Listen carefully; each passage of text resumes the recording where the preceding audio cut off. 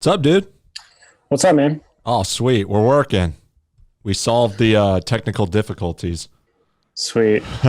Um, can you give me record permissions? I just want to record a backup. I'm Yeah, a man. film guy. Go So for it. We are already recording, but yeah, go for it. And you can do whatever you want with this. That's fine. gotcha. I think it's. Oh, do I have Hold to I on. have to actually You might approve? have to give me permission, but Okay, let's see. Um Not really sure. I'm not an expert on Zoom. Here we go. Oh, allow record. There you go. okay, perfect. Awesome. We're going, What's up, Austin? dude. What's up with you? Thanks for having me on. Yeah, man. Thanks for reaching out. It makes it a lot Yeah, easier of when I'm course. trying to schedule a podcast. I'm like, who do I get on? Well, boom, you asked. I was like, all right, come on in, bro. Perfect. Just goes No, to I show, was. guys, you get what you want if you ask for it, you know? Yeah, I just reached out. I was surprised that you. I mean, even saw my message. I watched all your other podcasts last night. Yeah. I literally spent like 4 hours because I had seen like clips of them and stuff and like little sections, and I was like, I'm just gonna watch all of them so that I know kind of Yeah. what to expect. Everybody was like 1 million followers, like 1.8 million followers, and I was just like, wow, okay, because I'm at like 77K right now. Yeah. But I think So that's legit. I think once you're in the 50,000 and up club, I mean, I think most people kind of view you as a content creator who's going places. That's how I yeah, kind of look so at it. yeah, it's been working for me so far. So Yeah. Well, I'm glad you reached out. Yeah. I always have to do that too because a lot of people call me or like hit me up like, hey, will you be on my podcast? I'm like, I'm going to have to listen to this person's podcast to see what I'm getting into. I have no yeah, idea. right. And I'm still figuring it out. I don't really know what this is yet. Right now, I'm just kind of having conversations with people and we're working out the kinks as we go, as you can tell from my technical difficulties, but Yeah, we're solving it. So just a heads up though, I did do a test. If this power shuts out, I'm going to lose this audio. So I checked the weather and everything, made sure that it kind of cleared by. I'm hoping we're good, but that's okay, the first time I've had this problem with power shutting off during a recording. We can always reconnect, but my yeah. audio setup literally loses the audio and that's going to make this worthless. So I'm hoping we don't have that issue. But Okay, well, I just can always send you the backup too. I don't know if you want to use my audio, but no, I mean, it's good, but when I do the audio just from the Zoom, it's not near as good as the okay, way I have it going through my podcast setup. So hopefully yeah, all is for sure. good. I checked the weather, but just letting you know. Okay, sweet. So what's up? What you want to talk about on here? You had, you're having shadow ban problems? Yeah, so I just want to talk about like censorship. I know you have like a lot of experience Yeah. in that arena, and so I That's, wanted to get your thoughts on it, kind of as like a bigger creator. I mean, right now, at least, it seems like you're one of the biggest people on TikTok, most talked about, at least. which is so And strange so because I don't really have near as big of a following as everybody else, but they're always talking yeah, about me. So I'm like, what, how much power will I have if I had 2 million followers? yeah, you just got to make someone mad, and I they're know. ready to just promote you. Well, I Until the end. definitely made more people mad this week. I don't know if you saw the controversy I was in. Yeah, no, yeah, I think that was good. The whole American flag thing. Yeah. And that, and I'm so for the people that don't know, people that are watching that don't know like what my page is about. I'm like a conservative kind of comedian. Think like Steven Crowder type skits and memes and stuff. I just consider my videos to just be memes mostly. And I used to do like kind of like call out stuff where I would have like sources in the background and talk about stuff. And I got banned like from posting from on TikTok for a week. And it was because of some of my stuff like that, where they would say like, oh, this is not like a correct source. This is false information or whatever. They said And I would that? have, yeah. And one of my videos got banned from Instagram, and I had the source in the background. Like, I had a green screen in the background, and I literally had it there. I wasn't just saying it. I was like, here's the source. Like, here's the graph. Here's where it's all from. Like, and What was the video or the point you were making? the point I was making was about the like hydroxychloroquine stuff and how Oh it's yeah, like, they are cutting down on that. That's what I was wondering. It had to be like yeah. something that they're really trying to shut down on. Yeah. So, and then they banned that video on Instagram. That's kind of the only problem I've really had on Instagram, but Yeah. I've had And a lot of videos I taken have down on heard of that TikTok. happening. Like with Yeah. that specific topic, the hydroxychloroquine and just other claims that Trump specifically makes because they're really trying to censor those. Yeah. So yeah, it's been rough. And my save video permissions have been disabled for, I want to say like 2 months now. So they disable people from hitting save video or hitting like save to Instagram or like share to Instagram, which saves the video on your phone and then opens Instagram. So it's like another way to save the video. Damn. And then Snapchat as well, they disabled that. That's on And every so video?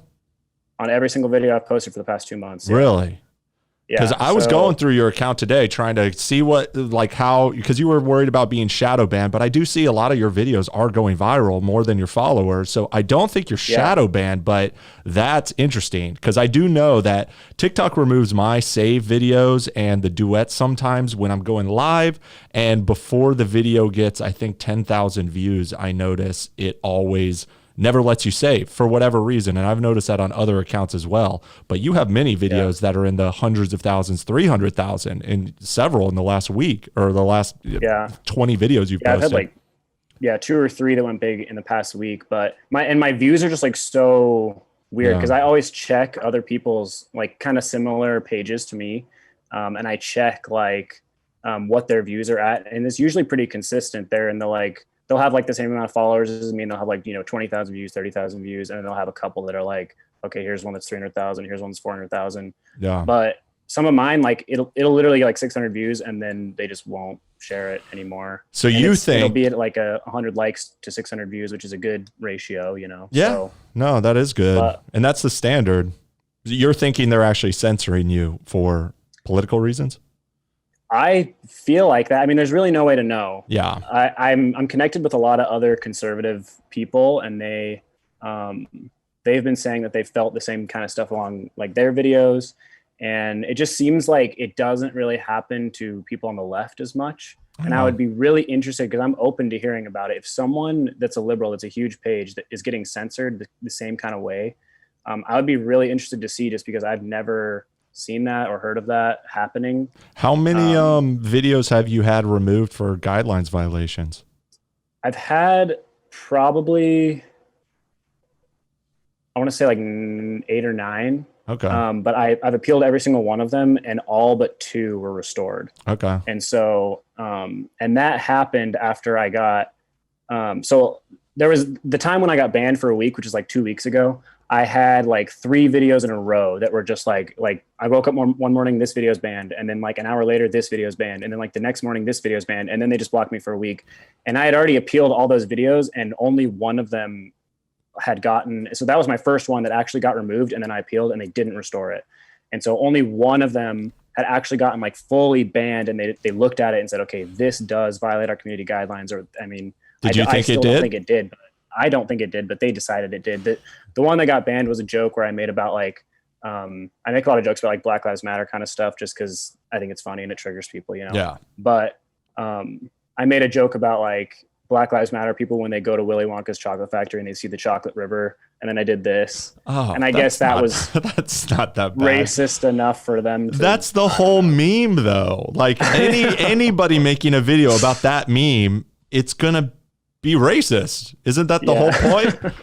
Oh, that's ridiculous. Yeah, I do wonder how their system works, because it is very arbitrary how videos get removed, and then you'll appeal some and they're like, they'll put it back, and then other videos you don't think are near as bad and they don't put them back. I don't know. It's probably just up to the reviewer. It probably goes to, it gets auto flagged. The algorithm takes it down just based on mass reporting. You appeal it, and then some human has a checklist where they're just like, oh, this violates or doesn't violate. And everybody has their own biases. So some reviewers might be like, well, technically I think it's fine. And the other reviewer is saying, no, that's not good. That's probably what's going on. So and then it was weird though too, because I had already done the appeal process for all 3 of those videos, and only one of them, had actually gotten removed. And then when they banned me, they said, due to multiple community guideline violations, your account is banned from posting for a week. And I was like, multiple? You guys only banned one of my videos for violating the guidelines. And they don't tell you multiple. Yeah, they don't tell you. Even when so you've only been banned one time from posting for a week? Yeah. That's honestly pretty good, especially given the content that you make, because I have been banned several times from posting. And I know I make provocative content too, but I've heard of many people being banned. And I think a lot of it is just, and the way I got banned, it wasn't because tons of videos were getting removed. They just hit you with this due to multiple guidelines violations. And it's like, what guideline violations? I know I've had some like 3 months ago, but what was the violation this time? Same with banned from commenting. I've been banned from commenting. This was all on my old account. I'm doing pretty good so far on this account, knock on wood.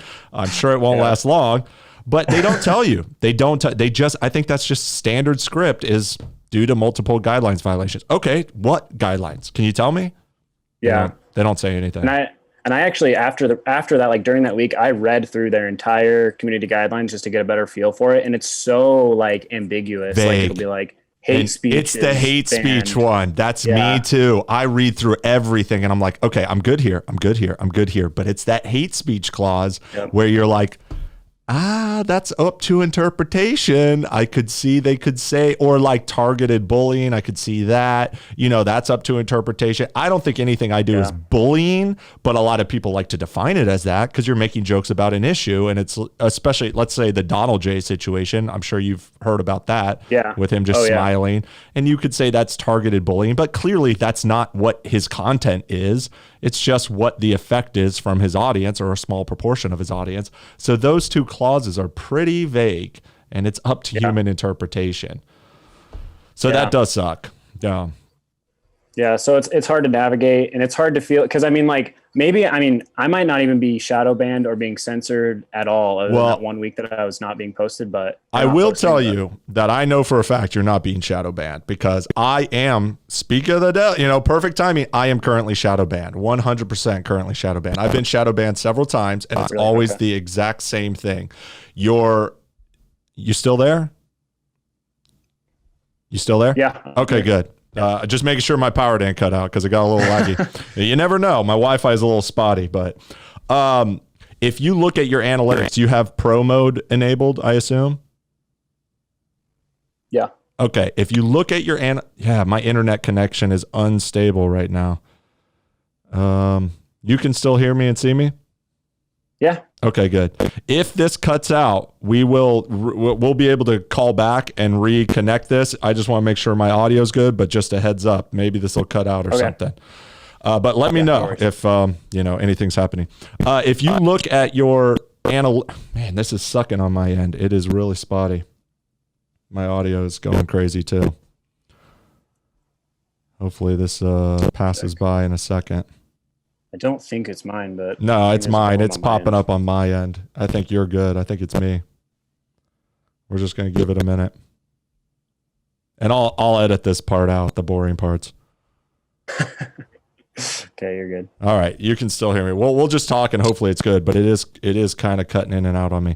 If you look at your analytics and you start looking at your videos, and a lot of people think they're shadow banned and they're not shadow banned, and there's a lot of debate about whether shadow ban is real. I know for a fact it's real because I have consistent views, consistent comments, consistent likes across all my videos, and then and my follows, just like your follows. Some days it will just completely flatline. My follows will stop. My video views will go down to 10, 20% of what they normally get or of my entire audience. And then if you wait a couple days and you look at your analytics, it tells you if your views are coming from your profile page, the For You page, from the following page. And you will see videos will stop showing up on the For You page. Your views will only come from the following and from your profile. And sometimes it can happen randomly on one video where it doesn't hit the For You page. That does happen. But if you see it start happening out of nowhere and every single video in a row never hits the For You page and your followers flatline, it's because it's not hitting the For You page. And I've had it happen to me 2 or 3 times. And to the day, it was 2 weeks from when it goes shadow banned to when the shadow ban is up. And then your followers just start going up again. Because without it hitting the For You page, your videos never go to any new people. It's only going to people who are searching your profile or who already follow you. And it might pop on their For You page because they already follow you, but it won't pop up on any new people's For You page. So if you see that happening, you know you're being shadow banned. But because your views, you had 300,000 views on a recent video and you only have 75,000 followers. So that right there means you're being seen by people who are not your following. And I think you're not shadow banned, but they don't make it clear what's going on. And I think maybe there is some other form of censorship with the turning off your saved videos or turning off your shares. And that might be a different issue. And I've heard people say too that is a glitch, that like they're turning off the saved videos and stuff like that. But I've only ever seen it happen to conservative pages in my experience. So, and I mean, obviously there's a lot of conservative pages on my For You page, so I'll like scroll through and I'll just check people like, okay, does this person have the same like kind of censorship thing with the save video that I do, and every time it's a conservative page, and so And I when don't it's know what off, it is. Maybe it is a glitch, and it's just really weird coincidence. But well, like I said, I know if it's under like 10,000 views or something, it's usually off. I don't know why. I think TikTok does that just to like not allow everybody to just start ripping your videos right away. It has to get up to a certain level. I don't know what the reason is. Oh, okay. And they turn it off when you're live. But if you are seeing that on a big video that's gone viral and it's been up for like a day and the shares are off, yeah, they probably turned it off for some reason. yeah. Yeah. I don't know what you do about that though. Yeah, it sucks. Have you tried maybe starting a second account? Yeah, so I have a backup account. I made another account during that week that I was being like blocked from posting, and so and actually like the third or fourth video I post had gotten removed for community guidelines. So I was just like, all right, I can't escape this. Like, so but yeah, and actually I should probably check. I don't know if the same thing kind of happened on my other account, but when did you join on your main account? So I joined back in December of 2019. So it's been like 8 months or so. That was right when I joined too. Yeah. Yeah. So, and I honestly, originally I joined just as a meme, just because I thought it was funny. I wasn't even making political stuff. I was just like making funny memes. Isn't that how we all started? Just, I'm just going to check this out for fun. Yeah. So 3 months later, we're on it every day, all day. Yeah.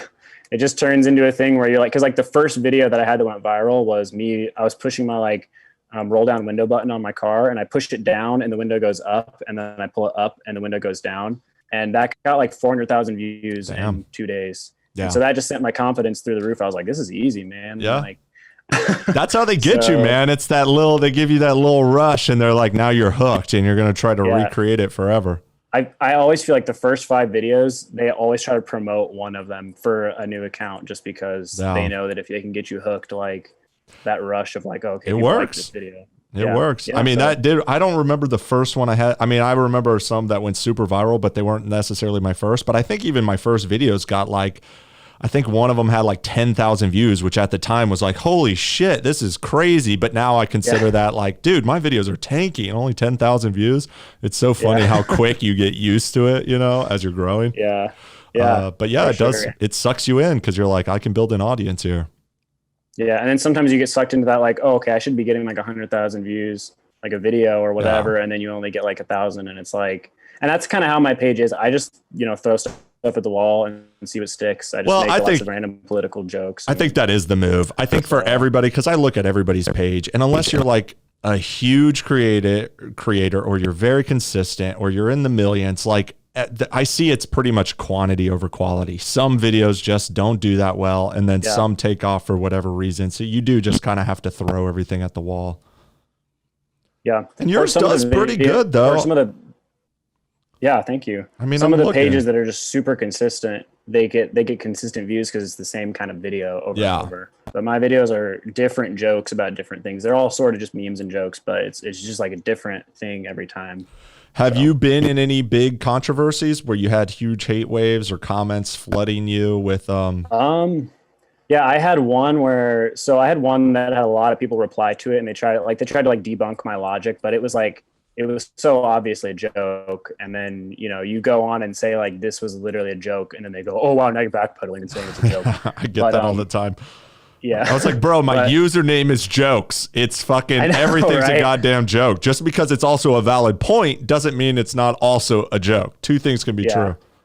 Yeah. So, and sometimes like it's not a valid point and it's just a joke for the sake of being a joke, And so, and I made one video. This was one of my biggest videos. I had like 1.1 million or something, but I basically compared like Black Lives Matter and the KKK and said like the whole like premise of what they believe is that white people are superior. Yeah. And that was just kind of the joke that I made. And then people came at me and were like, okay, they are not the same thing. Here's like a list of differences. And it's just like, they're obviously not the same thing. Like they just have the exact same beliefs and they want the world to be segregated by races and, just for different reasons. Yeah, there you go. I'm sure you've seen the video. He's on TikTok, actually. His name's Ryan Long Comedy. He did a viral video where he did the racist and the woke guy were best friends. And Yeah. one was like, and they're talking like the same points and they realize like they agree with everything, but they're on completely extreme different sides. Yeah. Super viral. It's kind of that same point, and I think it's a very valid point. Yeah. So, but yeah, I mean, just making jokes and then having people reply to it and try to debunk it is just kind of what happens on my page with a lot of videos. It usually doesn't go that far, where that one probably had like 20 or 30 people that duetted or screen capped it and stuff like that. So the reason I'm asking is because that's actually what made my account really grow, and a lot of people's is the controversy, is if you can suck in the other side. And that's why I'm wondering if maybe if you haven't had a lot of that, and it sounds like you haven't had that much, because I mean 30 comments, that's really not that much. I'm talking like, if you really piss people off, you're going to get thousands of comments from people being like, I want to fucking kill you. And I get a lot of those. And that's what blew my account up. So, but I would tell you, lean into the controversy and try to stir it up even more. But I've seen your page and you are controversial if somebody disagrees with you. I would think your page does suck in a lot of left-wing snowflakes who are very offended by everything you say. And I don't know exactly why that isn't the case. You know, I'll have to go through more videos and try to figure out how. And I'm trying to remember what I did, because now I've noticed when I post videos now, I pretty much don't put any hashtags, because when I put hashtags, it actually gets less views. But my early days, when I really wanted to suck in the haters who I was going to troll, I would try to put relevant hashtags to what I know they're getting on their For You page. So like when I did like the women and the makeup jokes, I would always be tagging women, makeup, all kinds of makeup hashtags, because I know those women are going to see my video on their For You page and they're going to hate me. But if I didn't want the haters coming in, I would hashtag like dark humor jokes or whatever, because those people are looking for dark humor jokes and they would come in. So you might want to play with that and try to specifically target liberals in some way with your hashtags, instead of just using like random, the trending hashtags or For You page or whatever. Try not to do those, but specifically like Biden 2020, Democrats, whatever. But I'm sure you've played around with that. But also, I don't know if that still works, because I haven't been doing that tactic as much anymore. I just kind of throw it out there and let it go where it goes. Yeah, it's hard to tell with the hashtags, because I used to do like Biden 2020 and Trump 2020 on all of my videos, just because I was like, if I can get them in the same room together, there's going to be a brawl. And that's the whole point, is that there's going to be more comments and stuff like that. And then I started just doing like no hashtags. Like now I've just been doing hashtag FYP. I don't know why I even do that anymore. You probably shouldn't, does that, because I think that I did that for a while too. And like I said, I think that just lessens your video, because it doesn't know where to put it. And so many people are overusing that hashtag. I think you're almost better off not putting anything, or putting something specific to politics. But maybe that is the thing too. Maybe because you're doing political stuff, they're kind of hiding you because they're trying to censor political people. Yeah. And I think that there could be something to that, because they know the election's coming up. They know that this app specifically can change a lot of young people's minds and young voters' minds. Yep. And I'm sure they are doing censorship. I don't doubt that at all. It's just there's no way to call them out on their bullshit. There's no way to fight it. You kind of just have to figure out a way to sneak your way in. Yeah, it's true. And here's the other thing too. I get because it's their platform, right? And they want to make sure that it's like a place where people don't feel bullied or whatever. But if they applied that logic equally to the left and the right, it would be less of a concern. I still would be like, I don't know why you feel the need to like censor this, but it just seems like it only gets applied to the right and not the left. And because they don't want Trump to win. Yeah.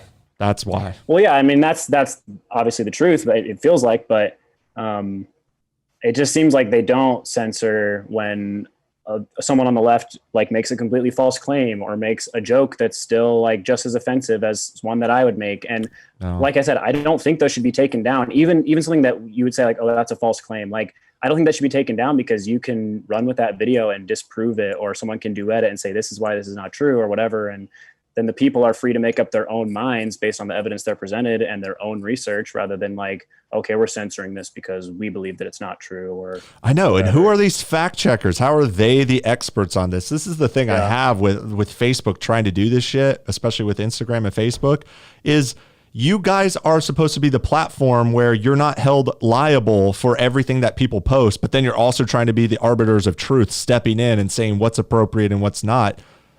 Yeah. Like, pick a side. Are you publishers or are you a platform? What are you? You a news That's organization? the thing, the publisher thing, because it's like, if you want to be responsible for every single thing that's posted on your platform, that's fine. But you need to hire way more people to check every single thing anyone ever posts and make sure that all of it is true. And which is an impossible task. Website, you can't do that. It's not possible. And even if you could, there's no way to verify or regulate or decide what is satire, what is sarcasm, what is comedy. That type of stuff is so ambiguous, and that's a real problem with this type of censorship, especially with you're doing political stuff, but a lot of yours is also jokes and satire. It just depends on the angle. But mine is oftentimes sarcasm and satire. And if you just run that through a checklist of the words I said, you're going to say, oh, that violated something. But the meaning behind it, when you know it's satirical or you know it's sarcastic, is often the opposite of what it means, you know? And there's no way to have a computer judge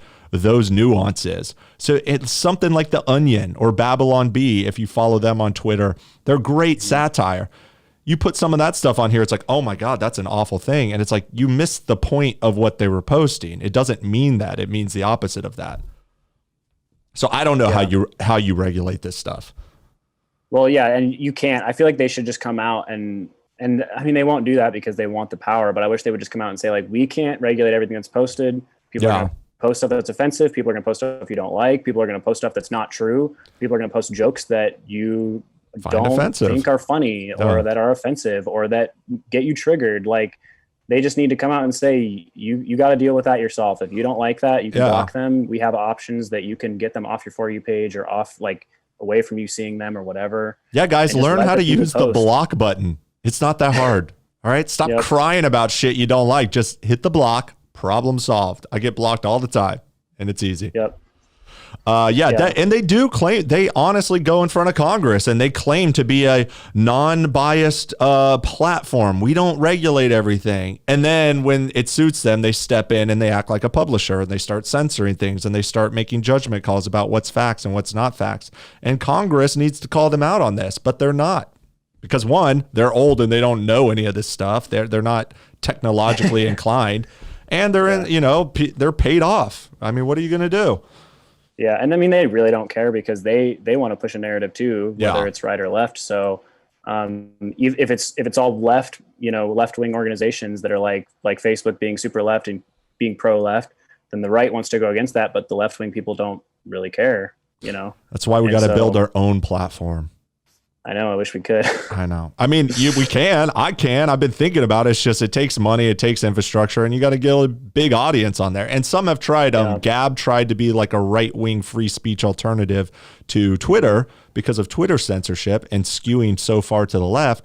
But the problem is Gab actually does end up getting taken over by very far right voices. And then it does become kind of a hate platform. And it is a delicate balance because you want to value free speech and you can't have violent, over the top racism. But there is a difference between jokes and dark humor or politics that you disagree with that can be racially insensitive, but aren't hate speech against, race or whatever. It's a difficult situation. And I feel like that's the problem is there's not really a good Silicon Valley or social media company that is non-biased. They all skew to the left. And then the only time you have a right-wing platform pop up, it just gets taken over by the far right. And that's equally a problem. Yeah. And it's just hard too, because something else that is just difficult with that is that a lot of the people on the left wing tend to just agree with the censorship rather than saying like, hey, like, let them speak their mind. We may disagree, but they should be able to. It's usually like them coming out and going like, "Oh yeah, you should ban that because I'm offended," or "Oh yeah, you should ban that because it's racist," or because. And even if it's not, they'll just say it's racist, it's sexist. They just love the buzzwords, and so they'll come out and in support of the censorship because it fits their worldview to block it. And until it comes back on them, and then they cry about it. That Clara Janover girl, you remember her? Yeah. Stabbing people. She blocked me. Hi, Clara. What's up? I have more followers than you again in a week after you gloated about me getting banned in your face, you crybaby. Crying about getting canceled because, guys, you didn't get my joke. Welcome to the club, girl. Oh my God, they're such And it hypocrites. probably helped her out more than it really hurt her in the long run. It should have, but she cried about it instead of owning it, and then she backs down. She limits her comments and she blocks people, and it's like you had national coverage. Joe Rogan was talking about you. I mean, that's a big time marketing, and yet I still have more followers than you. How did you not? If that happened to me, dude, I would have swung that into world fame. But I don't know how she failed at that. She had the best free publicity, but instead she just cried about it. Yeah, well, I feel like she thought she could justify it somehow. Yeah. And you have the perfect approach because you're just like, yeah, sure, like whatever. I own it. I'll just lean in. I'll lean into whatever you're saying about me, even though I know it's not true. Like, yes. But she just felt she came on. She had to justify it. She had to feel like, oh, the left will come to my aid eventually, right? Like they're all gonna help me, right? And it just never happened because even if they care to, they will for a little bit, but they're going to move on because they get bored and they just go to the next outrage moment that pops off in culture or in news or Twitter or whatever. And it's always just the next thing and the next thing. That's kind of what I'm noticing. It's like, I know how to lean into this. I know how to stir things up and know, one, I don't care what anybody thinks because I know where I stand and you're going to get it eventually. But if you don't, whatever, they misconstrued me for the first 6 months. Really up until now, where the left hated me because I was trolling the snowflakes on the left. And then I just did this flag thing, which is pissing off the right, obviously. And I lost a lot of followers, which I think is ridiculous and also exposes hypocrisy over there. But how quickly people on the left who hated me for 8 months are so quick to say, you know what? I actually have respect for Nick now. I like him. Like, even if you piss them off so much, they have the memory of a goldfish and they will just, the first time you say something they like, they're like, oh, okay, I like you now. So you can always win them over later. You don't need to apologize and back down and cry and prove to everybody how non-racist you are or how woke you are. Just do your thing. And just keep pushing forward and lean into it and don't care and just keep going. Yeah.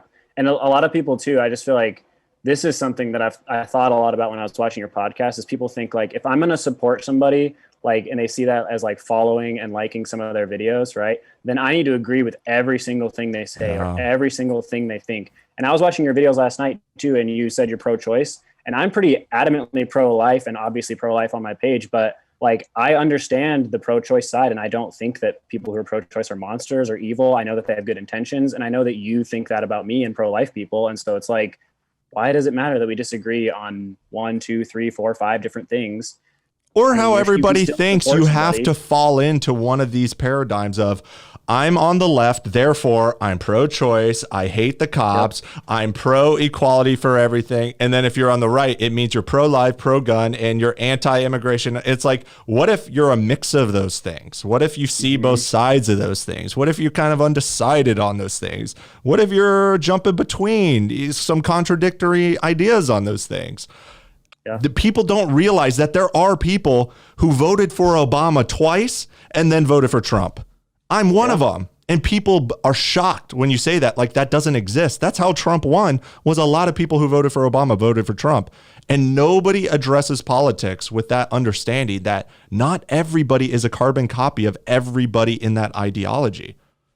Yeah. And people misconstrue me all the time because I'm so pro-Trump and I'm so vocal about a lot of things that seem like I'm right-wing, but I'm actually not. I lean to the left on a lot of issues. It's just a lot of issues push me out of the left, you know? Yeah, yeah. And a lot of people think that everything's black and white too. So it's like I think Black Lives Matter is a perfect example because every time you say like black and white, I see what you did there. I don't support, yeah, right. But if you say like, oh, I don't support Black Lives Matter, like I would say that I don't support Black Lives Matter. I think that Black Lives Matter. Obviously, yes. I think every life matters, but I don't support what Black Lives Matter is doing because there's so many riots and so much violence and all this stuff. And I just feel like they think, okay, if you don't support them, you're racist. And if you do support them, you're progressive and a good person and you're so awesome. And you hate white people and you hate America and you think all cops are bastards. And I'm guilty of that too. I mean, I kind of assume when somebody says that, but the thing is, a lot of times you are right. You can kind of ask anybody like, what's your stance on abortion? And if they say pro-choice, you can almost guess every other political ideology they have, which is so strange. Why should knowing somebody is pro-choice make you know psychically that they're also anti-gun, pro Black Lives Matter, pro drug, against cops. Like, it should not be that way, and vice versa. Yeah. And a lot of people do fall into those paradigms. So I guess that kind of contradicts my previous point, is we're not all like that, but a lot of people are. They just adopt the narrative. Yeah, and a lot of people just don't even do much research. They just say, okay, I'm anti-gun or whatever. Yeah. And it's like, okay, well, did you actually like look into why? Like, do you have statistics to back stuff up that you say? And sure. A lot of the times it's just like, well, it's a two-party system and I picked this one. So that means I'm anti-gun and I'm pro-choice and I'm blah, blah, blah, blah. Yeah, they just adopt the narrative. Yep. And that's kind of the same thing with the whole flag thing that I got into, is everybody's just like, that's so offensive. And it's like, why? Well, because I was told it was offensive. It's like, you're just adopting the narrative of, you respect the country by doing this and not stepping on the flag. It's like, what if I love this country, but I'm making a point? Well, I've never thought about that. If stepping on the flag always means you hate America, and that's all I think is you hate America. It's like, but I don't. I have the flag on my wall for a reason. I mean, I'm clearly not anti-America, but they just don't have that in their pre-written narrative of the way you're supposed to behave to show what the symbolism means of, whatever it is they're arguing about.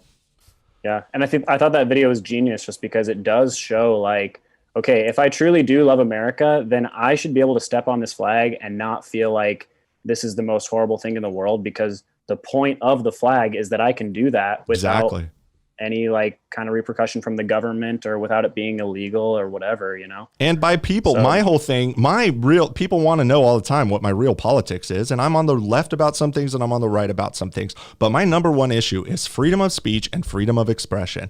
I am an absolutist when it comes to that. And I don't care if I agree with you or disagree with you. I'll argue with you. I'll make fun of you. I'll push back, but I will never try to deplatform you, censor you, tell you don't have the right to say that. And when anybody in society, whether I agree with you or not, tells me you're not allowed to do that, I'm going to say, fuck you. I will do it to spite you. And that was my thing with the flag. I didn't like wake up that day saying I'm going to troll my own community. Especially, it was terrible timing because I got shadow banned that day before that flag thing. So all I'm doing is not gaining followers, and now I'm just losing my own followers. So it was terrible timing. I did not plan that. But I was trying to mock the left by mocking them, and I stepped on the flag to be sarcastic as though I was on their side. And then all my own followers were like, how dare you do that? You took that too far. Don't do that. And I was like, fuck you. That's my instincts, is fuck you. I will do whatever I want to do. You can't censor me either. And that's why I started leaning into it. And then they lose their fucking shit. And it's like, well, this is a good thing this happened, because I need to clear you guys out too. You're just as much of hypocrites. Yeah, and especially when that's what the flag represents. Like, it's just so ironic that it was exactly what that represents, like, is that you can do that. And I don't know how they didn't get, it's like, I'm literally saying, I love America. I love what this represents. I love the freedoms that we have. This is why I love America. And that's the point I'm making. And they're still like, and you took the flag off of your wall to do that. It was already hanging up there and in the background of like all of your videos. And it's like, do you guys not see the like point of this? Like, I clearly had it up there to show how much I hate it. I know, it was so crazy. And that's what I will say is I will give credit to the guys on the right. Okay, one, there's snowflakes on both sides. And obviously I've been trolling the left a lot. The people on the right they have the right to unfollow me and say, I don't like that and I don't support that. That's fine. And they have a right to voice their opinion. That's fine too. But what were you following me for? The people on the left who got all mad when I pissed them off, they were never following me in the first place. They never liked me, and then I pissed them off, and of course they're going to be more pissed off. But the people who were following me should know what I'm about and what my page is about. And for them to get mad, I hold them to a higher standard because they are my actual fans who then unfollowed me. And it wasn't for tons of videos. It was for one video. I did one thing they didn't like and they abandoned ship.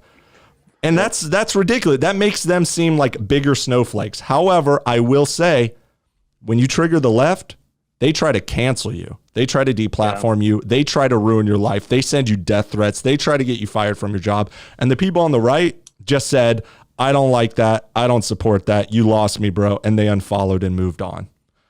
So I will say that still, even though it proved that there's snowflakes on both sides, the left still is more of a snowflake than the right. So I think it's a valid experiment too.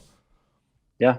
Absolutely. And I want to do it with the rainbow flag or something else on I'm going to prove my point. That's and going to get banned. Exactly. That will prove the point. It's like, I'm equal opportunity. Yep. Let's see who handles this better.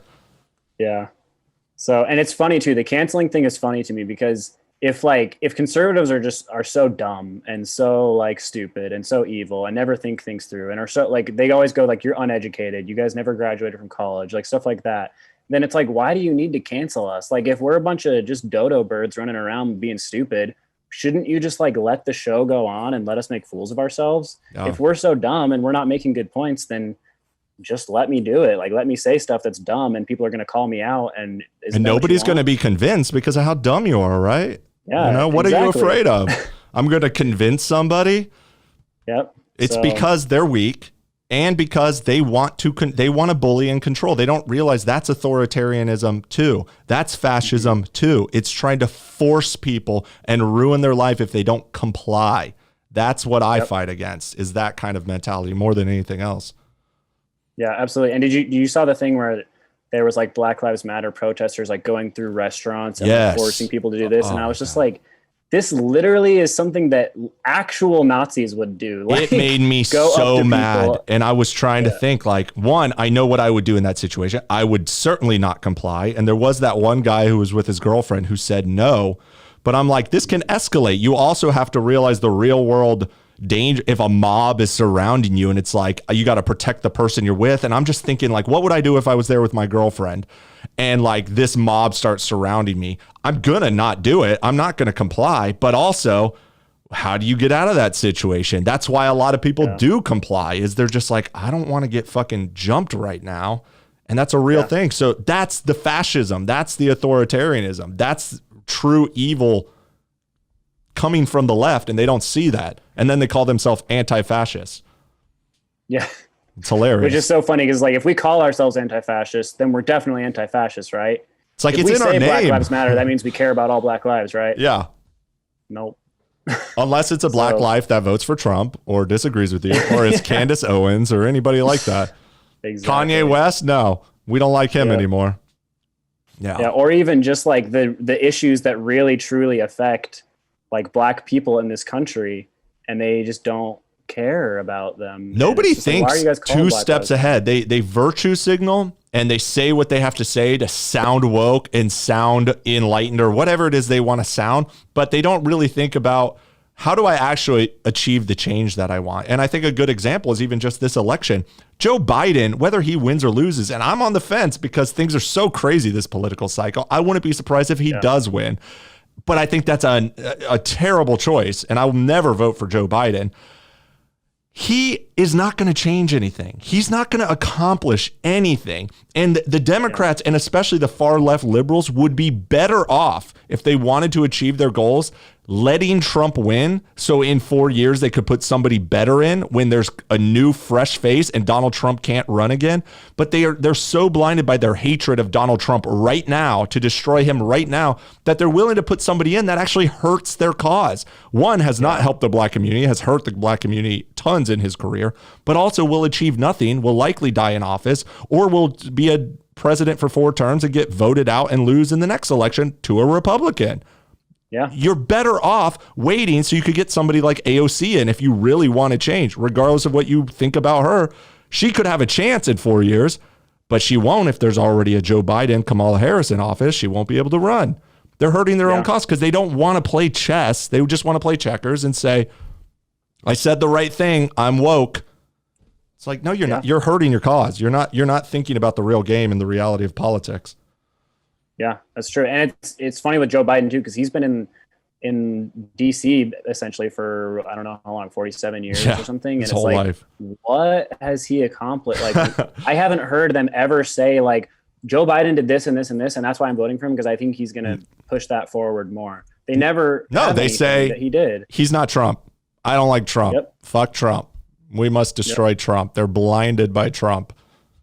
And I understand that. I don't even fault them for that. If you hate, I can see how Trump is divisive. I can see how you wouldn't like him if you didn't side with him. I could totally, like, nobody can deny that he's a divisive, not, he's not gonna, you're not gonna agree with him if you're on the other side. Yeah. But still, Biden is not the right guy. It's just they're so blinded by that. And this same thing with how you're talking about what has he done all this time. You see that all the time with like Maxine Waters and all these people who their districts are falling apart and they've been representing those districts for 30, 40 years. And then they go and they vote, they go and talk to all their constituents saying, I'm here to help you and we need to change this. And they're going to destroy your county or your country or whatever. And it's like, what are you doing? You've been in politics representing us for 40 years and our lives are falling apart. Yeah.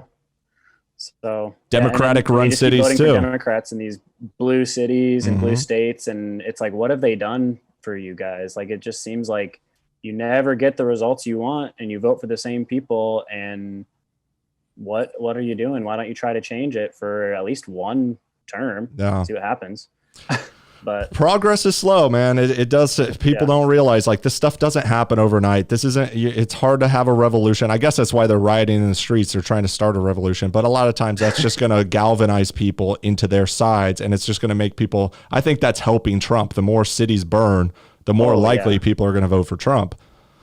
Well, and there's riots going on in the blue city or the blue states, And so it's like the people are looking outside and going, I don't want my private business that I've been building up for 15 years to be destroyed. Like, why would I want these people to win? Especially when you're talking about valuing immigrants. And then what do immigrants do? They come to this country and they start a small business in a lot of these communities, and then they're getting burned to the ground. And you're saying, well, you got insurance. Go, you should be fine. Stop complaining. Like they're fucking Jeff Bezos or something. It's like, dude, this is their dream. They spent their 30 years of working life coming here to build something for their family to escape what they came from. And you just burned it to the ground and spit in their face saying, you should be happy. We're helping. Yeah.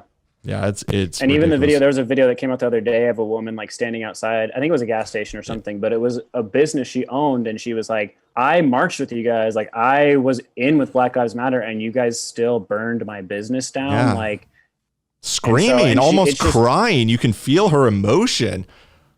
Yeah. It was but so I think reminiscent. That was an awakening moment for her. Yeah. She didn't think it would happen to her. What's ironic is, or not ironic, but telling is this, it's so similar to, if you remember the LA riots after the Rodney King thing back in the 90s, and you can watch documentaries and stuff on Netflix and YouTube. It's a huge political event. There was that same guy that they burned down their whole city, and some black shop owner was out screaming and crying at all these protesters saying, this is our neighborhood. We built this. I escaped the ghetto to build this business, and I built this up, and you're burning it all to the ground. Don't you see what you're doing? And that was 30 years ago, and they still haven't learned their lesson, doing the exact same thing. It's sad. It's super sad. I feel for that lady. And it's sad too, because the media is really what pushes it, and pushes the violence and pushes the divisiveness. Because like even just the George Floyd thing, it's like that was presented in such an unfair way. And no matter what you think about it, you cannot deny that there were very key elements that were left out of that situation that were not presented, that people knew in the media and they chose not to talk about it or not to highlight it or to just mention it off to the side and then highlight, something else that happened or highlight the I can't breathe thing so much. And it's just crazy because then nobody calls out the media except for the people on the right. And then the people on the right get called conspiracy theorists because anything that people on the right say is a conspiracy theory. And so it just is this endless cycle of the media controlling people, and they control people on the right and the left. So yeah, they do this all the time through omission too. It's like you just highlight all the the times a cop kills a black guy, and you never mention the countless times that a cop kills a white guy to at least show, look, it doesn't just happen to black people. But when you only see it happening to black people, it's so easy to think that it's a racial issue. But it happens to white people all the time too, and they just don't show it. And then with the George Floyd thing, I don't think anybody witnessed that and thought there was any excuse for that situation, whether there was more details or not. And of course, more details did come out, but I still don't believe that guy should have died that way. However, and nothing was going to change my mind about it, I thought at the time. But when I did see the full tape come out, I can also understand why the cops didn't take his pleas for breath seriously, because he was screaming the whole time, "I can't breathe," when they weren't even doing anything to him, when they were just putting him in the car and he was screaming, "I can't breathe." So when you hear somebody scream that for 20 minutes when nothing is happening, and then you hear him screaming it while he's on the ground, it's easy to be like, look, you've been saying this whole time. It's the boy who cried wolf. It's a common story. However, still take your knee off the guy's neck, bro. Like, come on. You don't need that. Yeah. You got 4 guys. You can't, I'm not making excuses, but I also can understand why from the first video, nobody was like, everybody's watching that cop saying, how could you ignore his cries for help? But he was making the same cries for help for 20, 30 minutes when nothing was going on. So it's, I can see both sides. It's difficult though. And it's the fact that the media saw what you're saying and knew that people would have a more understanding for this white cop, even if they thought it was wrong still, they would have more understanding and a better frame of picture of the situation if they saw all the footage. And so they chose to only show the part that shows the story that they wanted to tell. And then they told that story, and then they ran with it for, a month and a half until the rest of the footage came out. Yeah. And so many people died and businesses burned down and people rioted in the streets that probably could have been avoided if, at least a lot of it could have been avoided if you had just shown the whole context beforehand. Yeah. And that's more why every time these things happen, I'm like, I'm not really going to make a judgment yet. I think there's going to be more to this story almost every single time. And people just want you to jump out there and virtue signal and say whatever. But nothing's going to change my opinion that George Floyd dying was a tragedy. And I feel very terrible for him. Like, I felt a lot of empathy watching that video for him. But I still am like, these things are complicated. I watch a lot of police videos. There's a YouTube channel called Police Activity, and it's all body cam footage of everyday encounters that don't really make the news where a cop has to shoot somebody. And it's crazy how many situations these cops get into where they don't want to. These are not racist cops. These are not aggressive cops. These are cops who are very patient and do not want to kill somebody and are driven to because of the escalation of the situation or whatever the context was. And they're so heartbroken afterwards, and many of them break down, and many of them are crying and are destroyed because they had to kill this person because they had no choice. And it's white and it's black and it's Mexican and it's women and it's men, and these things happen. And if the news showed this more, instead of just cherry picking these events, it wouldn't be as polarized. And so I would love to put that type of stuff out. I could find tons of these videos and just put out a montage to show, look at this and look at this. It does happen to white people, but what's going to happen? It's going to get censored. I'm going to get banned. It's going to get taken down. And that's why I've been scared of making a lot of videos like that, just because I know that right now, I mean, a lot of the videos of my videos that got taken down for like whatever the community guidelines thing were BLM related. And, whether it was a joke or whether I was showing something, it's just like, I feel like I can't speak my mind because I know it's going to get censored or taken down. And then I risk not being able to share other messages about stuff that has nothing to do with BLM because I posted one video about BLM that they decided was either false information or the joke was too offensive or whatever. And so I've had to kind of shy away from that, but it is sad because it's like, exactly like you're saying, these cops deal with stuff like this of all races all the time. And they do not want to kill people. No. Like the number one thing that I see sometimes in my comments is like, okay, but can we agree that cops should never kill people? No. It's like, of course they don't want to kill people, but like, and I can agree with you that they shouldn't have to, and that they don't want to. In a perfect world. In a perfect world, that would be awesome. In a perfect world, we wouldn't even need cops, but it's like, if somebody aims a gun at the cop, what do you want them to do? Just go, okay, well, I'm just going to die. And it's such an impossible situation for cops because, one, they're shown all these videos. They know how quickly things go wrong. They've been shown videos of just a standard traffic stop where the cop gets shot right in the face walking up to the car. That happens. And people don't want to appreciate that terror that every cop is under when they walk up. And he doesn't know if you're a good guy or a bad guy. And you don't know that he doesn't think you're actually a murderer because he just got a call saying somebody in this car who fits this description just committed an armed robbery and shot somebody. And he actually thinks that's you, even though you know it's the wrong guy. That you can't fight that out in the street because his edge is up. And he's shown all these videos. And then he knows he has to make a split-second decision where either he's going to die if he fucks up, or he makes a decision to shoot you, and he is going to be villainized across all the news, all the media. The entire country's going to hate him. And now you see him being thrown in as a murder charge, a lot of these cops. And that's why they're saying, fuck this. Why are we going to go into these crazy situations? We're just going to strike. We're going to call in sick. We're going to quit. And that's what's happening. And then what's happening? Police are being defunded. Crime rates are rising.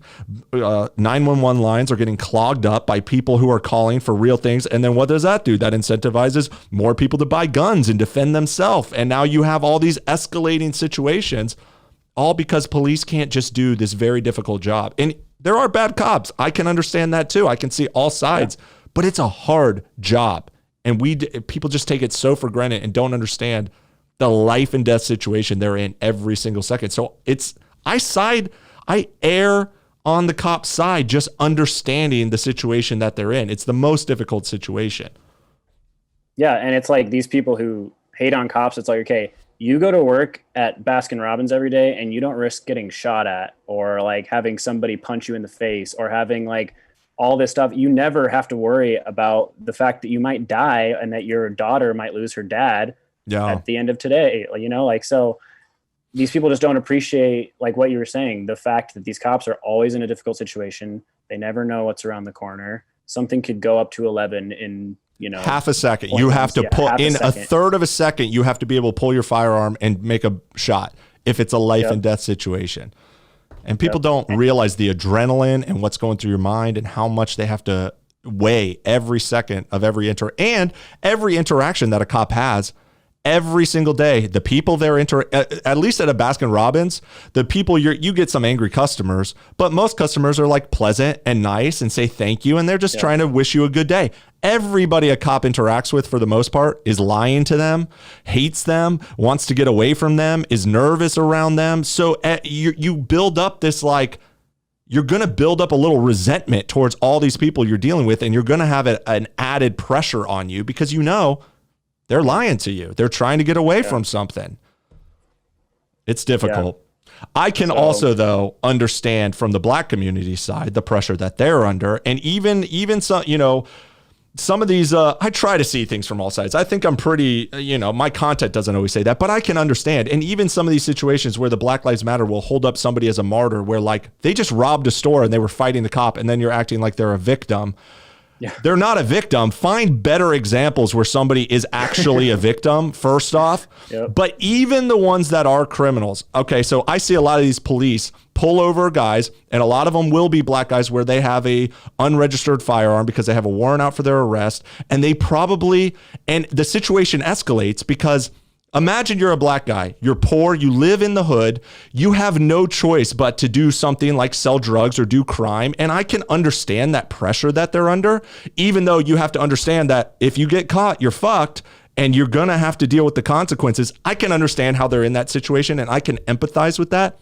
But so many people will just write that off and say, well, you shouldn't have had an illegal gun, bro. And it's like they live in an area where people are shooting them all the time and trying to steal their shit all the time. They need to protect themselves too. And if they're a felon, they have no choice but to get an illegal weapon. And so let's say you're a Black guy and you have an illegal weapon on you and the lights go on behind you. The second that happens, you're fucked. You're in a life or death situation for yourself too. And that's also what escalates these, because that guy can't just submit to the cop. You submit to the cop and you don't try to run and get away, your life is you're going to jail for 30 years. The second the lights turned on, you're also in a life or death situation. And that's often why they are incentivized to fight the cops, to resist. They can't just get out and say, okay, let me fight this in court. You're going to jail for a long time. So they have a life and death situation too, and it's going to escalate. And the cop is justified because you're in the wrong, and the cop is going to arrest you. And if you pull a gun, you're fucked. But I also can empathize why it's an impossible situation from that guy's point of view as well. And that's where it becomes a much more nuanced conversation about, how do we help these communities? How do we incentivize them to not be in poverty, to not have to sell drugs? And that's where we do talk about, don't burn down businesses in those communities. Let's incentivize people starting businesses and getting out of that through capitalism, through other means, and through, that's where I side on some left-wing policies of I'm open to universal basic income or universal health care because that takes the pressure off some of these communities. I just don't trust that the government is going to do it without being corrupt and inefficient and fuck up a bunch of, it's so complex. But I can empathize with all sides of the issue. Yeah. And everything is so complex too. And that just goes back to the black and white thing because it feels like people on both sides could just see it one way and like cannot possibly understand how anyone could think any different than them. No. And everything is so complex and the true problems are so complex and problems that we have like in the black community in America are so complex and nobody wants to admit it, And so, and people just want to say, oh, well, black people are getting shot all the time. And it's also hard because I feel like people that don't really pay attention, like black people in America that don't really pay attention and just look at the news and, once every 2 or 3 weeks, they see this huge story about a black person getting shot, even though, 2 or 3 white people were shot in the meantime. Yeah. And that puts pressure too, because then it makes them think every cop is out to get them instead of letting them think more nuanced as well. Mm-hmm. Yeah. That creates so if they're not paying attention, then when they do come into an encounter with a cop, they're like, I'm going to die. Like, this guy died last week and this guy died a month ago and this guy died 2 months ago. Like, I'm going to be the next one. And so they get into a fight and they get into, resisting the cop because they think the cop is just there to kill them and blah, blah, blah. So when I get pulled over, I feel fucking nervous as shit too. All right. I've never had great experiences with cop. Nobody likes dealing with that. I've been arrested several times. I've been roughed up by the cops. It's not a pleasant situation. I'm not like people think white guys don't have the same feeling, but I will admit that I don't often feel like I'm going to get murdered by the cop. I think I'm going to get fucked by the cop. My life's going to be fucked by the cop. But I don't think if a lot of black guys actually knew a lot of the stats and what the more nuanced view of the situation, I don't think many of them would fear getting shot. They would fear going to jail for sure. And that might be an issue. It's the ones that have a warrant, have an illegal weapon on them. That's a life or death situation right away. There's no amount of being like, I can talk my way out of this. If the cop pulls you over, you're going to jail for 30 years. It's a life and death situation too. So there's no way to really get out of that situation. Once the lights are on, you either have to get away or you're fucked, So I don't know what you do with that situation. Yeah. So it's hard, but it just feels like we're not allowed to talk about it because anything that's not left of center gets censored and taken down and claimed as a false information or claimed as a conspiracy theory. So that just goes back to the censorship thing too. So how did you become you're obviously a Republican. How did you form your political views? Was this from your parents or situations or news? So my parents are definitely very conservative. I grew up in Colorado. So is that where you are? Blue state. No, you're in Hawaii, I'm right? I'm in Hawaii now. Baller. Yeah. So it's awesome. But I grew up in Colorado, very blue state. I had a lot of liberal friends. I've grown up being able to see things from both sides because I would hear one side from my parents and another side from friends and, like parents of my friends and stuff like that. Well, Colorado's weird like that because they are a blue state, but they also love their guns and they're very American. So they're kind of a different type of liberal than most other states. Yeah. And Hawaii is almost the same way too, because Hawaii has one of the highest gun ownership rates in the country actually. And they haven't gone blue in a long time, or gone red in a long time. So, but yeah, and then, I don't know. I didn't really care that much about politics after I got out of high school. I cared a little bit in high school, and then after I got out, I didn't really care that much. And then once, the 2016 election rolled around, that's when I really kind of got more involved because I followed Trump for a long time. Like I love The Apprentice. Like I thought Trump was like a cool, like funny person. I seen him in like lots of different skits and like the different movies that he's in. I just thought he was like, that's literally what he was, the American dream. As did before. Everybody. You know how many people love The Apprentice who now pretend like they always hated Trump? Or if you just listen to rap music from the 90s, they're all like, I want to be like Donald Trump. And then you listen to it today and it's like, fuck Trump. It's like, oh, what happened? Oh, he ran for president. All of a sudden, you always hated him. Yeah. So, and then I got into politics again just because I saw Trump and I was like, this is awesome that he's running for president. Like politicians are annoying, but like some random billionaire dude like that did The Apprentice, that's hilarious. Like I kind of want to see what's going on. And, from the beginning, like everyone's calling him racist and sexist and all this stuff. And I was like, I don't know if that's true about him. So I'm going to like look up all these things people are saying. It wasn't very hard to figure out that a lot of them were just lies or exaggerations or things taken out of context or whatever. And he's definitely very crass. Oh, yes. He's pretty rude to people, but that's not why I want him to be the president. Well, that's actually what I loved about him the most. A lot of people find that very refreshing and very authentic. As much as Trump is a bullshitter in like the salesman tactic and the way he talks, because he is a salesman, but there's an authenticity to his bullshit, if that makes sense. And a lot of people don't see that. They just see him as this totally fake person. It's like he's more real than a lot of real politicians. Oh, yeah, absolutely.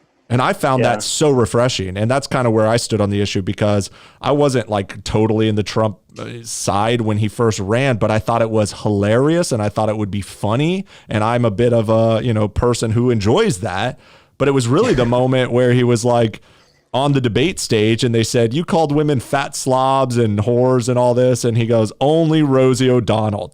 And the whole crowd laughed. That's a stand-up comedian right there. That is the best troll response. That's what I would do, is never apologize, double down. And any other politician in that situation would have backed down, apologized, tried to explain it away, try to spin it some way. And he just doubles down and makes another joke, makes the crowd laugh. And I knew right then, one, I love this guy. And two, he's going to win. 100% I knew he was going to win. Yeah. So, and that kind of pulled me back in. And I mean, I think I agree with what you're saying. Like, it was refreshing to just see somebody who's not like willing to back down to like the mob or anybody who's like telling him like, oh, you can't be like this, you can't say this, you can't do this or whatever. And that was a refreshing part of it. And it was just funny. Like, I really did think initially, I was like, this would just be funny if he won. That's and how then the more I got too. into it, I was like, he kind of needs to win. Like, there's not really another good option, but it would also still be funny. So I also kind of got on him a lot because a lot of people think I'm just some Republican right-wing guy. And I honestly voted left most of my life. A lot of times I was younger and I didn't really understand, but I would have voted for Obama still probably. I really appreciated Obama, even though I know he had a lot of mistakes and whatever. Culturally at the time, I thought he was a moving force for America and overall a good figurehead. However, it was I really kind of despised the mainstream Republican Party, the Bushes, that type of Republican, Ted Cruz, for a long time. And when I saw all these candidates on the stage just getting eviscerated by him one by one, that's the number one reason I was applauding Trump in the primary season, was I just wanted him to take down all these Republicans. I would have almost appreciated if Bernie won on the left, and then maybe I wouldn't have voted for Trump, even though I'm not sure about that either. I'm kind of torn between those two, but I did not want Hillary. But seeing Trump just take all these people down, and then I just earned so much respect for him because he destroyed this party that I kind of did not appreciate. But then we were left with Hillary Clinton, which equally needed to be taken down. And I was like, okay, Trump, you're the one to do it. And I was full in at that point. Yeah. So, and it seems like Democrats always get their least likable candidate up there. I mean, after Obama, it seems like they kind of didn't figure out how to put somebody likable up there. And I swear every single candidate this year besides Joe Biden was infinitely more likable than him. And who did you think was going to win besides him?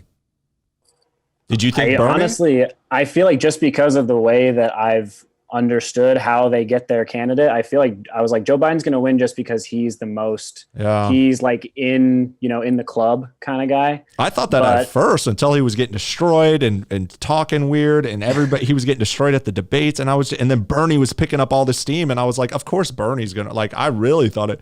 And then he somehow got sideswiped, and I was like, what the fuck? They just really put him in there. I thought Bernie had a chance, but I don't know. I feel like Tulsi Gabbard would have been their best option. Yeah. I liked her, but they hate her.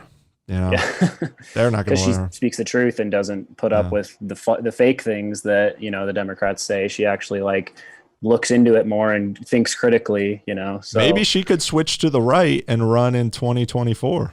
I know a lot of Republicans that like Tulsi, so I don't know. I think she could win on either side if she really put. Be pretty smart, especially if somebody like AOC ran. Well, I mean, 2024, if Biden wins, it's going to throw, AOC might not be able to run, but I wouldn't be surprised if Biden loses. We're going to see an AOC, and whether you love her or not, she's definitely a political force, and she could definitely rile up some votes. So, it'd be good to maybe have a strong woman to go against her. Yeah. So yeah, we'll see. I don't know. I'm interested to see what happens with 2024. I don't know who on the right would Yeah. end up stepping up to the plate. It's probably going to be someone like Ted Cruz or, I mean, I don't really know. Nikki There's no way to know Haley, at a this lot of point, people but talking about her. yeah. Yeah. I actually don't know who that is, but She was in Trump's cabinet. She was the brunette woman who was counsel to the UN or national. I'm not exact. I think it was like UN security, not security advisor, but what's the label? You know, she's like the speaker at the UN. I think so. okay. Anyway, Yeah, I'll she's have to kind of look an it up. attractive, Republican woman, but smart and politically savvy. I've just heard that name thrown around a lot, especially when you say like somebody like, because people think Ivanka might run. She's a powerful woman now too, but people are like, no, I think Nikki Haley is going to be the one. But these things are always just so far out. Who knows what the political climate's going to be 4 years from now? Probably even worse somehow. Yeah, dude, But- it is and getting way worse. If they do put up Ivanka, I feel like the people that like Trump like him because he's an outsider, and at that point, Ivanka's an insider. Yeah, you she's know? not So the it's same. like, People like Trump. They don't like the Trumps. You know, Yeah. they pretend to just see that. because they're backing their boy. But when Trump's out of there, I don't see his son or his daughter being able to rile up the same kind of energy. I Yeah. don't see that. And they don't really have that image either. They can't be as funny and witty and blunt as he can. although Trump Jr. is trying. Yeah, Trump no, I Jr. mean, is trying. I mean, he's put building himself out there. something. Yeah, but I just So- don't think he's as charming or charismatic. Which again is one of those traits that people are like, Trump is not charming or charismatic. He is, man. He is. And he is, especially to his voters. Like, and that's all it really matters for. It doesn't matter if he's charming or charismatic to you. If you don't, Yeah. if you're not going to vote for him anyway, it doesn't matter. I know it's You know, so weird so- how the country is so divided and we're all looking at the same thing and the same events and the same guy, but we see two totally different things. People on the right are like, this guy's hilarious. He's awesome. He's so great. And I love it. And the other people are like, oh my God, how could this guy say this stuff? It's so one or the other. Yeah. It's strange. So What do you Yeah. think is going to happen? I mean, regardless of like, my theory is like, we're kind of screwed either way. If Trump wins, there's going to be chaos in the streets. And if Biden wins, there's going to be chaos in the streets. Do you think? I think it's going to be crazy either way. I was honestly surprised after 2016 that this level of like rioting and chaos didn't immediately happen after Trump won. No. I was very surprised at how reserved the country was. Because You they thought know, it was a and- fluke. They didn't think it was Yeah. real. And then it took some time. And if it happens again, then it's like, oh my God, this Yeah. wasn't a fluke. This was real. Plus all Yep. the escalating tensions already going on. And I feel like they still had this thing in mind where they're like, oh, well, we can impeach him, or, oh, we can, the Yeah. Russia thing, Russia, you know, or all this different stuff that they thought they were going to get away with. And all of that is kind of gone now. They don't really have any more cards to play. So if they lose, they They're don't playing really have the anything they're to playing fall the back on. coronavirus card. That's what they're doing. Yeah. That is funny So- how they were so about Russia was interfering with our elections. Russia's going to hack our elections. We need to keep our elections secure. And now they're not even mentioning Russia and they're saying, let's vote by mail. You know how much easier that's going to be to not hack computer wise, but to impede, fuck with. And they're not even mentioning that as a possibility. You think Russia just all of a sudden stopped interfering with our elections, but they don't even bring it up anymore. It's like, nope, Yeah. that didn't work. Now we're going to vote by mail. Well, and it's because the USPS, union or whatever endorsed Biden. And it's just like, how's that even allowed? I first know. of all? Aren't they a federal agency? Shouldn't they be non-political in that sense? Yeah. Yeah. So I don't know. The vote by mail thing is weird to me too, because I mean, I even made a video about it. I made a good point about it where I was like, go to your mailbox, put $1,000 in there, mail it to yourself. If That's you a don't feel valid comfortable point. doing that, then you should not be comfortable voting that way because your vote is worth more than $1,000. I think I would say. did see that. And so, and these people just think that it's all secure. And I think the reason the liberals don't care that much is because they've seen so much support from like USPS for the left, and they know that if there is fraud, it's going to go their way. And so they're trying to disprove that there would be any at all. Yeah. Well, it's not And just they're obviously USPS you like got to worry about. It's just people mailing in fake ballots or doing mailbox yeah. stuffing or, grabbing it on their own and switching it out. I'm not knowledgeable enough about how it all works, but it just does not seem as secure and sure as going in person to vote. And if we're allowing people to riot in the streets with BLM signs, I think it's safe enough to say you can go vote and just stand 6 feet away from the other people. Yeah. And Walmarts have been opened for, the past 5 months, but you can't stand in a voting line with like significantly less people. Yeah. It is very odd. So. It definitely seems like just another tactic that the left is playing to try to take control of this election and get him out. And I think he's justified in pushing back against that. Yeah. And then when you try to call it out, they say, oh, that's a conspiracy theory. And it's like, well, then why are you guys pushing for it so hard? Like, I don't know. Why do you need mail-in voting so badly? Why can't we just vote in person? Like, Dr. Fauci even came out and said we could vote in person, and you guys love listening to him. So I know, and he's come out and said all kinds of conflicting things too. Yeah. I think a big reason is they know, just similar to Hillary, is people are not energized to vote for Hillary, and they're certainly not energized to vote for Biden. They're energized to vote for Trump, but that takes energy. So they want to make it as low energy as possible because there are more Democratic voters, but most of them don't actually go to vote, and they're not going to vote unless it's an Obama-like figure. They're not going to get up and go wait in line to go vote for Biden, not in the same numbers that they need to beat somebody like Trump. So they're just trying to make it as easy as possible. So, they get more votes. I never thought of. Yeah. That's a good point. But, yeah. So what do you bet? If you had to bet, who's going to win? I think Trump's going to take it. Honestly, I don't see. I see like what you're saying too. Like they're not enthusiastic about Biden. I just don't see how he could get more votes than Trump, who has so much support. Everyone who already voted for him is definitely voting for him again. He's gaining a bunch of new voters because of this rioting thing. That's true. I don't even think Joe Biden will get as many votes as Hillary did because Hillary was more likable than Biden. Which is saying a lot. Which is weird, but it's true. Well, and she also had the woman card to play of like, I'm going to be the first woman, which a lot of women, that does matter to people, and I can understand that. Yeah, and during the 2016 election, the easy way to tell was you just see what people are talking about online, and as much as it's just anecdotal, but signs in people's yards. You would see Trump everywhere, but you didn't see a lot of "I'm with her" signs. You would see one to every 50, And the same thing's kind of going on this year. You look at the hashtags just on TikTok, and you'll see Joe Biden 2020, and it'll be 50 million videos. And then you search Trump, and it's 5 billion or some crazy number. And I'm in Florida, which is a swing state, very important state for voting, especially in the presidential elections.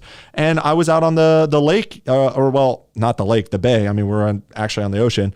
And we're driving around on the boats, and every flag you see on a boat is the American flag and Trump 2020. And I saw hundreds of boats with it, and I saw one the whole day with a Biden sign.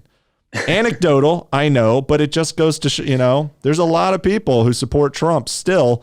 And especially in a state that's very important like Florida, I think he's got it down. Yeah. So, it'll be interesting to see. I mean, I think it would be better for the Democrats for what they want to accomplish, like you were saying, if they just let him win, come back with somebody stronger, which they probably won't. But if they could manage it, come back with somebody stronger, and they will probably beat whatever Republican candidate comes up, unless we get some crazy wild card again, because the Republicans now want somebody like Trump. They don't want an insider. And what do you think the future will be of the Republican Party? You think it's going to go back to normal once Trump's out? I hope it doesn't. I like the Trump movement. I like kind of what he represents as far as just like being out of the box, being more of a maverick, not really bowing down to whatever other people say. People vote for him rather than him bowing down to what the voters want. Yeah, my big hope for Trump, as much as people might have problems with him, I think the real benefit of Trump is he really did wreck the political correct establishment. He brought it down to rubble, so we can rebuild where there's a new politician that can come in that's more free to be a little ridiculous or be a little offensive or be a little, unorthodox, because it might be even somebody on the left who's more able to make change, whether that's something you agree with or not. I think overall it's a force for good that we kind of crush this expectation that everybody has to be the suit and tie, clean cut, perfect spoken, talking point type politician. Time will tell, but I think that will be one of the good effects of Trump. Yeah. And especially going into the future where like everyone was on the internet, and people are going to pull up stupid YouTube videos from 20 years ago Yeah. and be like, you did this. And if somebody did that to Trump, he would be like, okay, so, you Yeah. know, like, and that's kind of the attitude you're going to have because everybody does stupid stuff when they're 13 years old on the internet. you know? Yeah, that's a good point. Like 10 years ago, any one of these things would have ruined a politician. And from now on, it's pretty much guaranteed that everybody running for president is going to have like a dick pic out there or, you know, some naked Snapchat that they sent. And we're just going to have to grow up and, accept that. Same with like drugs and everything. Everybody smokes weed now or, you know, does some type of crazy thing. And that would ruin somebody before. And now it's like so mainstream and understood. So Trump just kind of was a wrecking ball to that old establishment politician. And now we can have like, oh yeah, you have some shit in your past, but it's cool. I hope you say that, but it's like cancel culture is still rampant with the youth. We deal with this on TikTok all the time, Twitter all the time, and people are taking people down for jokes that were 10 years old. So are we going to grow up? I don't know. Hopefully. I mean, hopefully the cancel culture thing will come all the way full circle and people will realize like, this is just dumb. Like, why I think are we it doing is. this? I think that's a And big once reason why I'm growing and people like me. It's because people want somebody to stand up to this. And a lot of people aren't in a position with their jobs or their career or whatever their alignments are because of the cancel culture and the domination of like left-wing ideals right now, that there's the silent majority who want to hear somebody say these things, but they just can't speak up and say them. So I think that opens the door for comedians or political commentators or politicians, whatever it is, because the pendulum is going to swing back and it's going to be a rude awakening to people on the left. Yeah. And I even get messages all the time of people like on Instagram. I get all kinds of messages of people being like, thanks for like standing up for conservative values or whatever, or thanks for this video. I thought that exact point, but I couldn't say it because my friends would disown me or like I got bullied in school for like believing this. So like, thank you for standing up for it. And like, even me, and I'm not even that big of a creator, but I get probably 2 or 3 of those messages a day. Yeah. And on Instagram, and I only have like 3,000 on Instagram. That's good. No, I think you are. You're a good voice. I've watched a lot of your content. I followed you for a while because I like what you're doing. Obviously, I think you have a very good niche of right wing. It sucks about the censorship. I don't think you should give up. You should keep pushing through. And you are getting videos that are taking off. So I'd say just keep doing what you're doing and hopefully, and everybody, by the way, if you're watching, go follow him. Your name on TikTok is The Martian. The Martian, TheMartian. Awesome. And then on Instagram at Real Martian. The Martian was taken. Yeah, I just followed you too on Instagram, by the way. So okay, sweet. We'll start pushing it. Yeah, all right. Thank you. We're well over an hour now, so we'll wind this up. Is there anything else you want to shout out or have people do if they're listening? No, just fight against cancel culture, guys. This whole thing is just crazy, and you've seen it happen with Nick, just with how he got banned and all that stuff. And yeah, whether you're on the left or the right, fight back against the cancel culture because you guys might like silencing people you disagree with, but what happens when it goes back the other way and they start canceling you? I'm going to fight for you too. Yeah. So, and just remember, it's okay to disagree. I mean, I even have things on my Instagram. I have a section called Common Ground where I talk about the things that I actually like admire about liberals and about the left. And I just think people don't really do that, and people aren't willing to have conversations and just admit that, hey, I agree with like the left on a couple of things, and just that's a couple to though. agree. Just like, it's okay to disagree. Just like just two. a couple. But it's okay to disagree, even if you disagree on everything, right? Like I disagree with Nick on a couple of things, and that's okay. We can still support each other, and that's one thing, again, I will give credit to the right because we can have a conversation like this. And we didn't get too in depth about our disagreements, and maybe we'll do that on the next one. But you do see a lot of people are able to have conversations and still be friends and talk when they're on the right. But you don't see that a lot on the left. Yeah. And that's unfortunate. So guys, loosen up, come around, have some discussions. Not everybody is racist, homophobic. We just disagree with you. Yeah. You know? Yeah. And also, fuck black people. I'm just kidding.